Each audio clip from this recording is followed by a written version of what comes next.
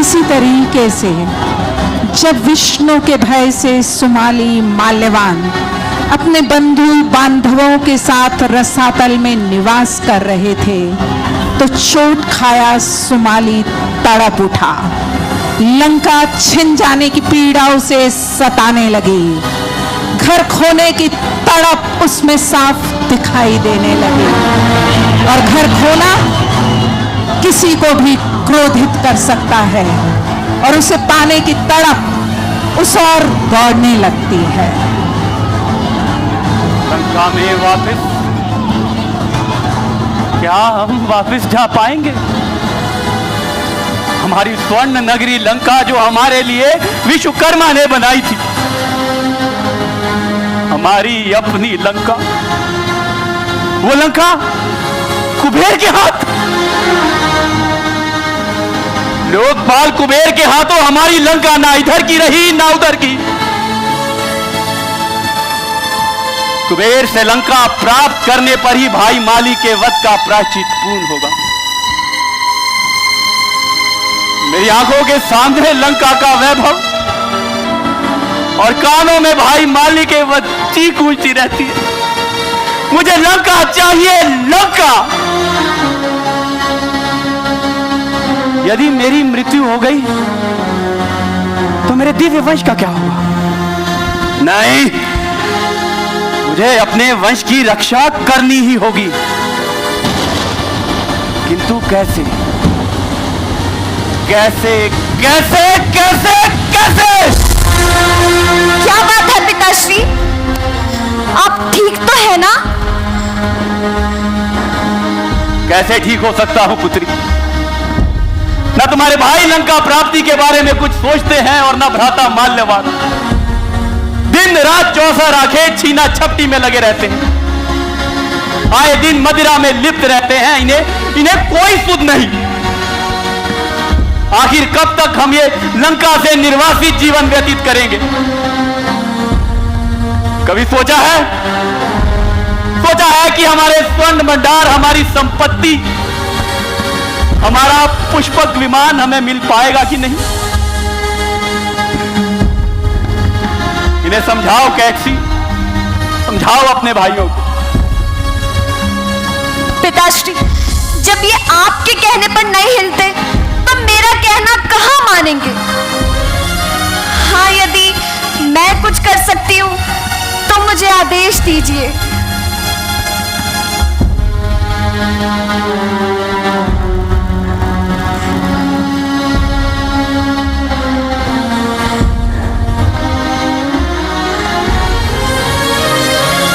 लोहा ही लोहे को काटता है। कुबेर विश्रवा का बेटा। यदि आर्यव्रत और दानव वंश के संबंध हो जाएं, क्यों ना विश्रवा का दूसरा बेटा,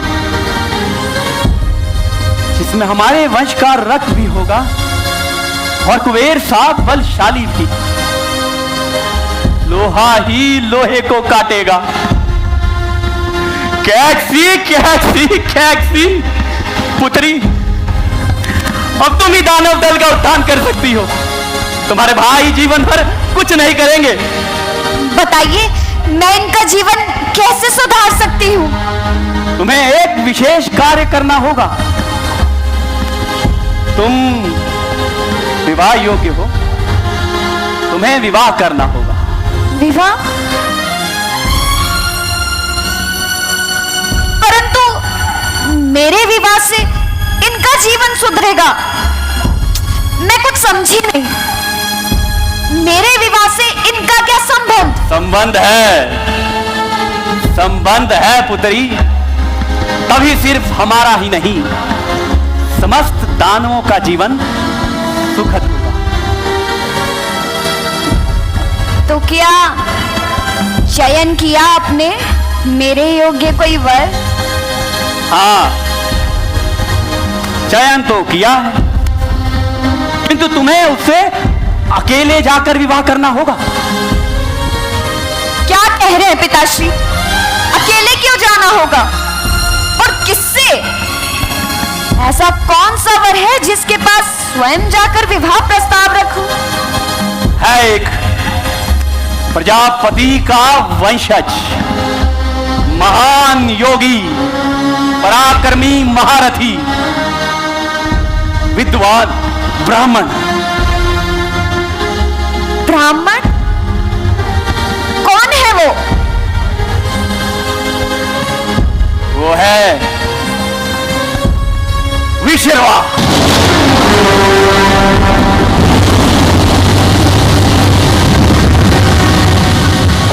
विश्रवा, वो महान ब्राह्मण और मैं दैत्य कुल की कन्या, वो मुझसे विवाह क्यों करेगा? आप मुझसे ठिठोली कर रहे हैं ना? करेगा, वो अवश्य करेगा। सुमाली की पुत्री कैसी हो तुम? समस्त देव कन्याओं में सबसे सुंदर, सबसे गुणी और सबसे रूपवान। मैंने देखा है इन देवताओं की अप्सराओं को, जो तुम्हारे रूप के आगे कुछ भी नहीं। और मैं जानता हूं इन नारियों को, जो स्त्री रूप के आगे कितने विवश हैं। बस उनकी यही विवशता हमारे मुक्ति के अभियान की शुरुआत होगी। मुक्ति? कैसी मुक्ति? लंका की मुक्ति, अपमान से मुक्ति। तेरे पिता, तेरे मृत चाचा माली, तेरे चाचा माल्यवान के लंका से निष्कासन के दुख से मुक्ति, इस नारकीय जीवन से मुक्ति।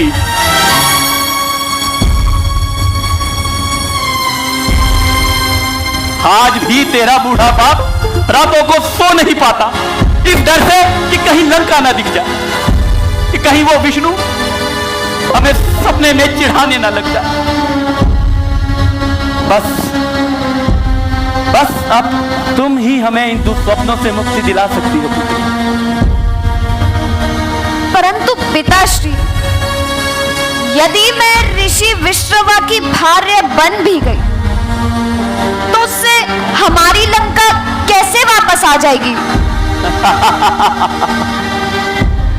नहीं समझी ना? तुम्हारी संतान दिलाएगा हमारी लंका। जब प्रजापति का वंशज और दैत्य कुल के वंशज का रक्त आपस में मिलेगा, तो एक अद्भुत संतान की प्राप्ति होगी, जिसमें बुद्धि और बल का अद्भुत मेल होगा। हमें एक तेजस्वी योद्धा चाहिए, एक ऐसा नेता जो नारकीय जीवन की ओर जा रही हमारी दानव कुल को जीवन दे सके। बस अब सब तुम्हारे हाथों में है पुत्री। हाँ कह दो पुत्री, हाँ कह दो पुत्री, हाँ कह दो।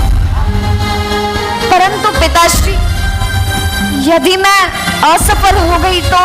तुम असफल नहीं हो सकती। सुमाली की पुत्री कैसी हो तुम? समस्त दानों का आशीर्वाद तुम्हारे साथ है पुत्री। तुम्हें सफल होना ही होगा। तुम सफल होगी, तुम असफल नहीं हो सकती पुत्री। हाँ कह दो पुत्री, हाँ कह दो पुत्री, हाँ कह दो।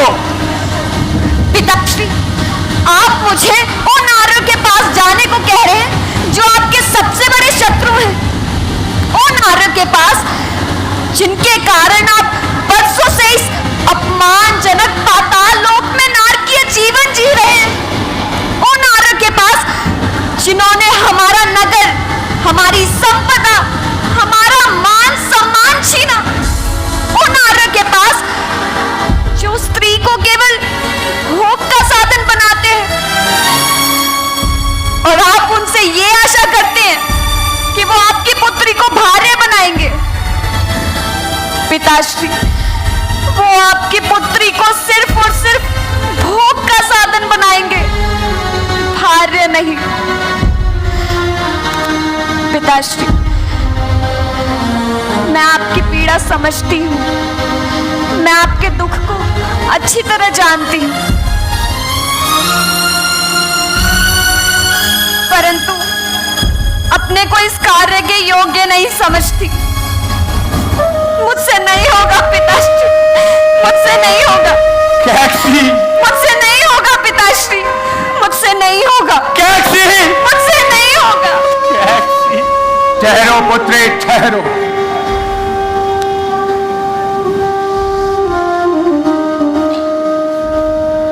कैक्सी,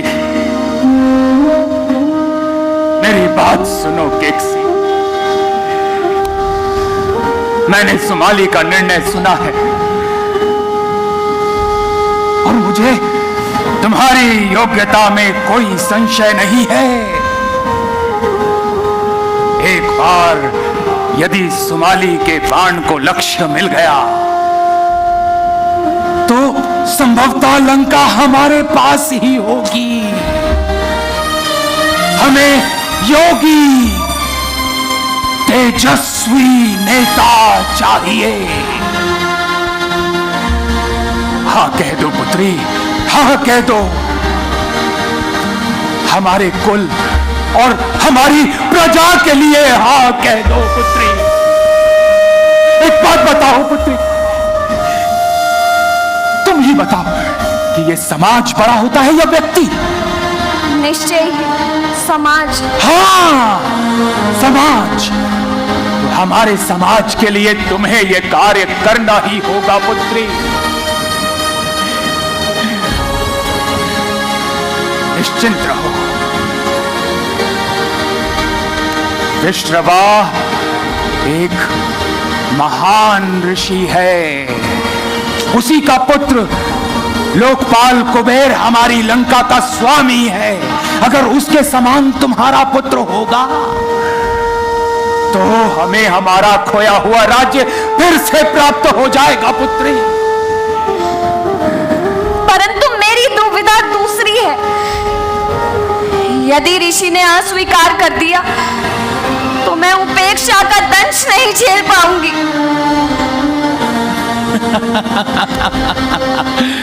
पुत्री मैंने बहुत जीवन देखा है, बहुत जीवन जिया है।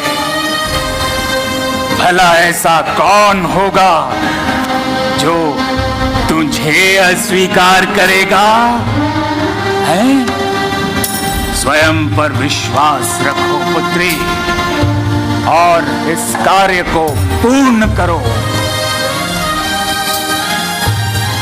पूरा दानव कुल तुम्हारा आभारी रहेगा पुत्री, तुम्हारा आभारी रहेगा। हमारे कुल, हमारे समाज के लिए तुम्हें यह बलिदान देना ही होगा पुत्री, तुम्हें यह बलिदान देना ही होगा, तुम्हें यह बलिदान देना ही होगा पुत्री, तुझे यह बलिदान देना ही होगा।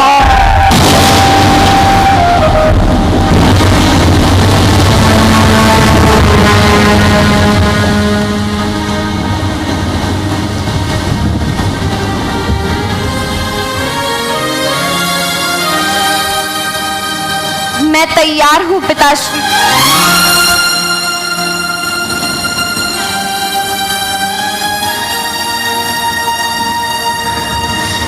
मैं तैयार हूं पिताश्री। मैं जाऊंगी।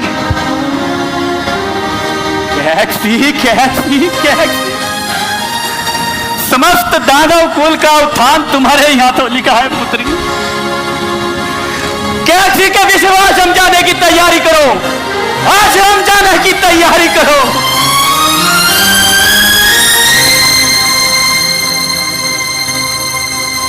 और इस प्रकार पिता का खोया हुआ राज्य और सम्मान दिलाने हेतु राक्षस राज सुमाली की पुत्री कैकसी ने अपने कदम आगे बढ़ाए और बढ़ चली ऋषि विशर्वा के आश्रम की ओर। पिता से किया अपना वचन पूरा करने हेतु। जहाँ एक और ऋषि अपने आश्रम में ध्यान मग्न है,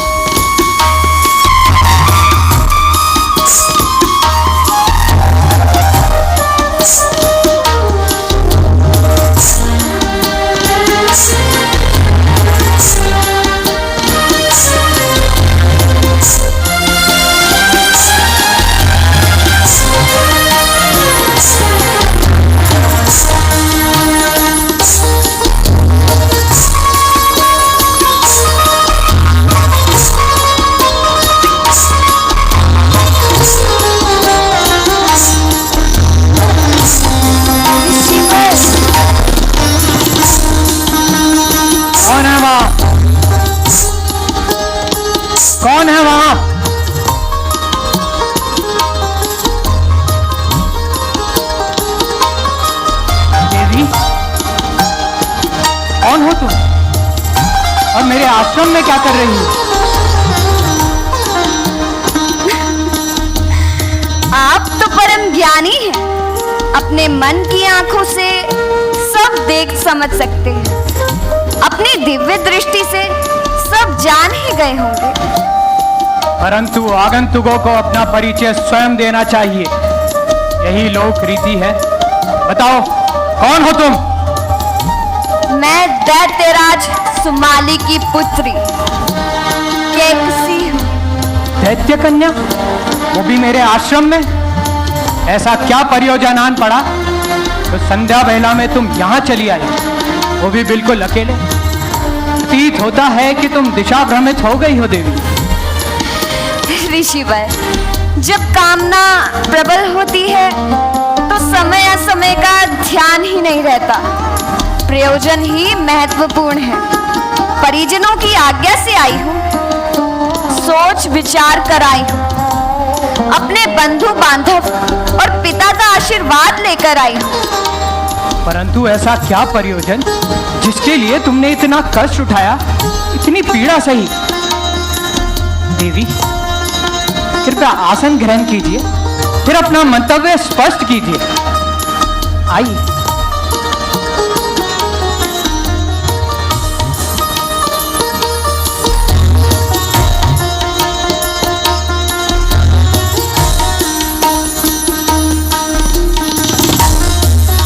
कहो देवी।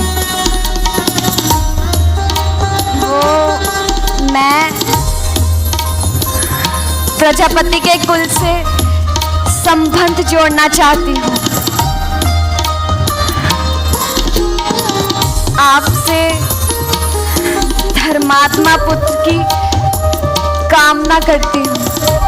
ये कैसी बात कर रही हैं आप देवी कैकसी? ये सब कहना आपको शोभा नहीं देता। ऋषिवर, इसमें अनुचित क्या है? यदि मैं आप जैसे पुत्र की कामना करती हूँ जो वीर और बलशाली हो, अपने पितृकुल का बौद्धिक विकास चाहती हूँ, एक ऐसा नेतृत्व जिससे दैत्य कुल सर्वनाश से बच जाए। मेरे पिता की प्रजा बहुत कष्ट में है, भूख और निर्धनता से मृत्यु की ओर बढ़ रही है। आप उन्हें जीवन दीजिए ऋषिवर। परंतु मैं विवाहित हूँ देवी कैकसी।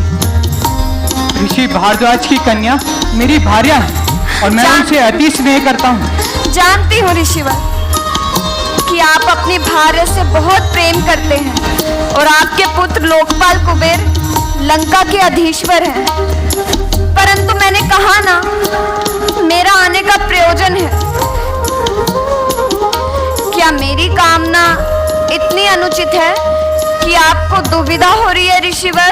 ऐसी बात नहीं है देवी कैकसी। किसी भी स्त्री की संतान प्राप्ति की कामना अनुचित कैसे हो सकती? लेकिन प्रत्येक मनुष्य की एक मर्यादा होती है और मैं उस मर्यादा का उल्लंघन नहीं करना चाहता।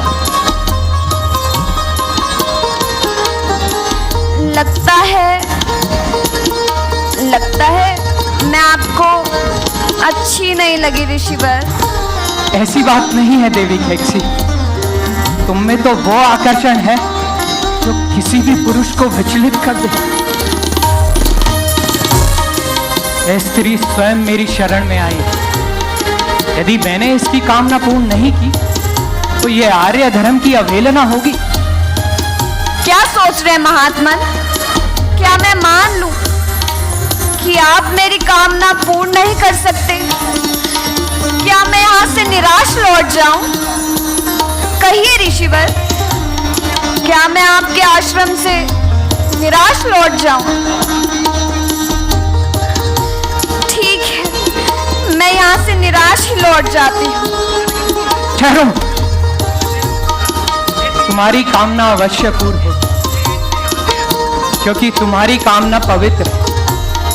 मैं तुम्हारी कामना अवश्य पूर्ण करूं। मैं कल ही तुमसे गंधर्व विवाह कर तुम्हारी कामना पूर्ण करूं।